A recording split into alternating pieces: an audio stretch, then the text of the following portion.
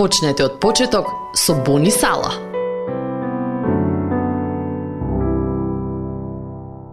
Ние љубиме зашто тој прво не возлюби нас. Прва книга на Јован, 4 глава, 19 стих. Ако си во брак, дали го добиваш она што го сакаш и кое ти е потребно од твојот однос? Дали си слободен и сакаш да бидеш во брак?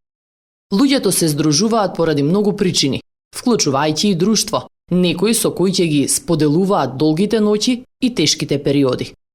Но постои едно нешто што бракот или љубовната врска никогаш нема да го направат за тебе. Никогаш нема да те комплетираат или да те исполнат. Библијата вели дека без љубовта на прво место, ние едноставно не сме обучени да започнеме да се љубиме еден со друг.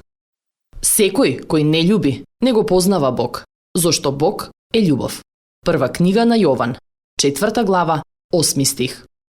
Чувството за Божјата интимна љубов и свесност за тоа кој вели тој дека сум јас е основа за врската што Бог не создаде да ја имаме. Ниеден брак, пишува Тим Келер, не може најпосле да ни го даде она што најмногу го сакаме и вистински ни е потребно. Дури и христијаните во брак со други христијани многу лошо би го управувале нивниот брак ако им недостасува љубовната врска со Христос. Ако го немаме тоа, луѓето во брак би ставиле премногу притисок на нивниот брак за да ги исполни, а тоа секогаш ќе создаде патологија во нивниот живот. Келер ова го нарекува идолопоклонство, на кое жртви може да бидат и слободните мажи и жени. Дали се чувствуваш осамен или незадоволен со твојот брак денес? Ако е така, помини време со оној кој ти вели: те засакав со вечна љубов. Еремија, 31 глава, 3 стих.